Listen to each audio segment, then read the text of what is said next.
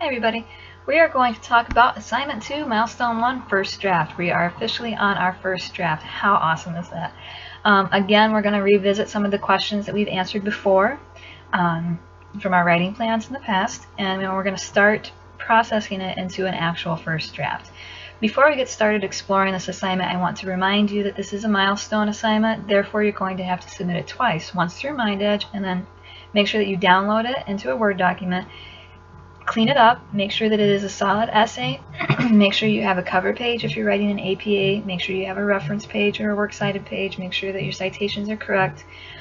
We want it to look like an actual essay, so indent those paragraphs, double space it, and there are references in our Blackboard space to support explaining and showing what a proper essay should look like.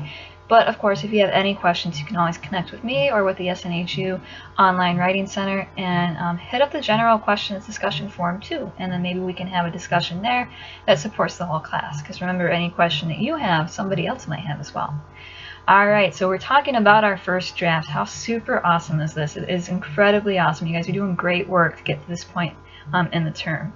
Alright, so far you've written your initial reaction to your selected article and your writing notes, and you've expanded on that with your writing plan, and then we spent last week kind of incubating on those ideas. So now we're going to reassess, reread your notes, reread your writing plan, reread that essay, and use this guided activity to kind of walk through the answers and help you formulate that first draft, okay? So we are going to kind of walk through and talk with these questions, but again, I want you to remember to submit this not only in MindEdge, but download it into your Microsoft Word or the equivalent. Open that up, fix it, make it a solid essay, and then upload that essay to Blackboard.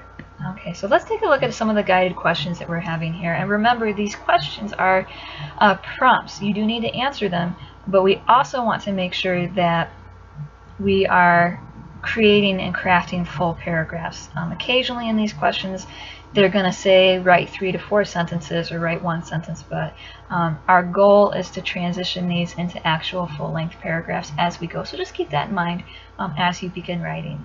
Alright, after reading your selected article again, I want you to write a 3 to 4 sentence overview of the work, briefly describing the main points and your thoughts about that writing. Be sure that you include the author's name and the title of the article. It's very important that you do so because we don't want to assume that your audience will know right off the bat which article you are talking about, so make sure you include the author's name as well as the essay title. And this is going to be part of your introduction. Okay, so keep that in mind as you're answering these questions that we're actually crafting our essay. It's so cool. Alright, question 2. In your writing plan, you wrote a claim to be addressed in your analysis essay. For me, with working with McFadden's essay, my claim is that the author has a valid point, but her use of strong language kind of colors her point. She comes off as biased. Okay, so that would be my claim. Your claim is likely going to be different. So revisit your claim.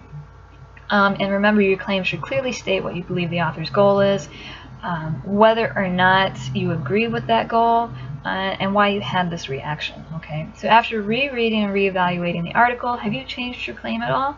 After deeper analysis, has your opinion changed at all? If so, rewrite your claim and make sure that you're addressing the author's goal, your reaction, and why you had this reaction. If your claim has stayed the same, just simply retype it in here and make sure that you're fitting that goal of 5 sentences for each paragraph. Okay. And now we're going to start talking about our key points again. In the writing plan, you listed 3 possible key points that the author used to support his or her goal.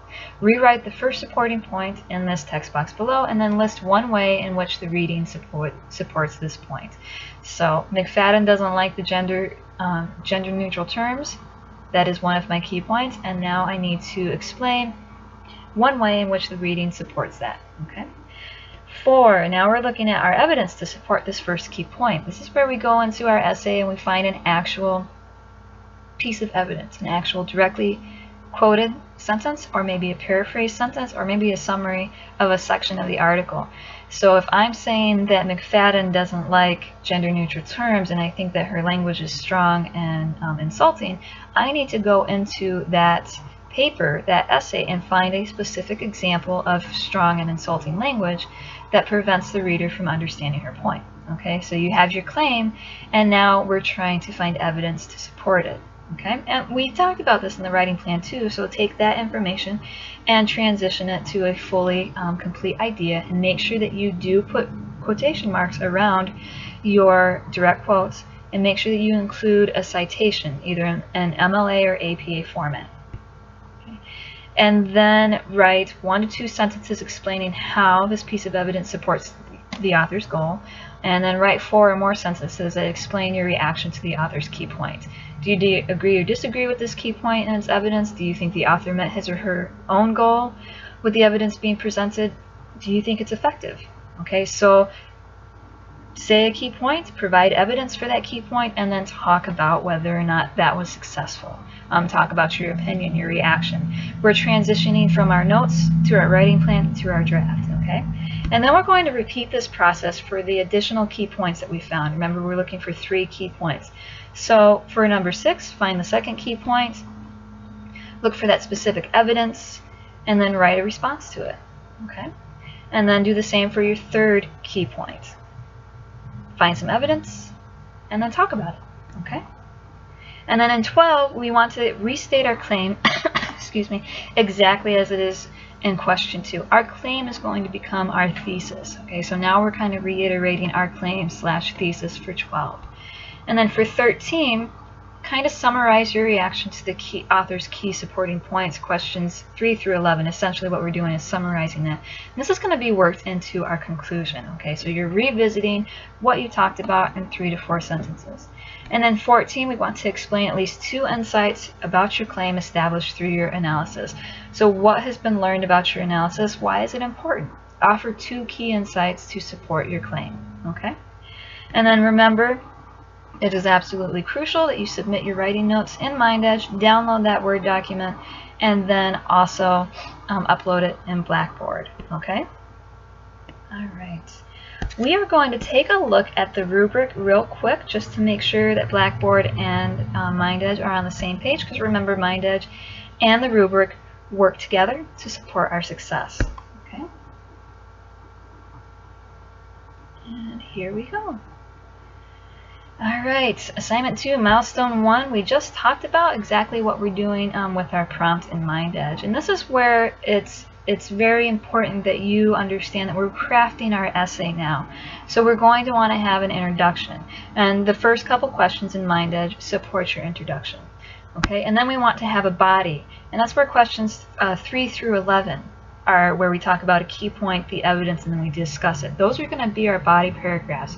Let's aim to have a paragraph for each set of information supporting a key point. Okay, and then you're going to have a conclusion. That's where you restate your claim / thesis and offer 2 insights. Okay, so there's going to be 3 main points, critical elements that we're really looking at here. We want to have a clear introduction, some body paragraphs, and a clear conclusion. Okay. All right, the draft should be 1 to 2 pages in length, but you are certainly welcome to write more. You know, as we write our paragraphs, our papers are going to get longer. It's really cool like that. And now let's take a look at our critical elements. Introduction. Do you provide an overview of the work being analyzed, including the author and the name of the essay?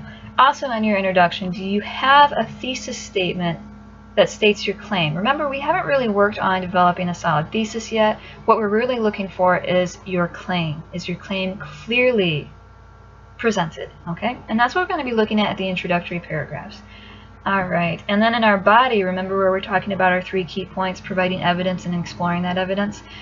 We want to look for multiple paragraphs that are focused, clearly state their intent, and build to support that claim / thesis that we're talking about. In your body, we also want to look at body paragraphs. Do your body paragraphs support the claim by combining thoughts and ideas with evidence? Do you put in a direct quotation and then talk about how that quotation supports that key point, and that key point in turn is supporting your claim? Okay, so we're writing our paper now. It's super cool. And then we're also going to be looking at that conclusion. Remember where you review your claim and you summarize those key points? That's like question, I don't remember, 11 or 12.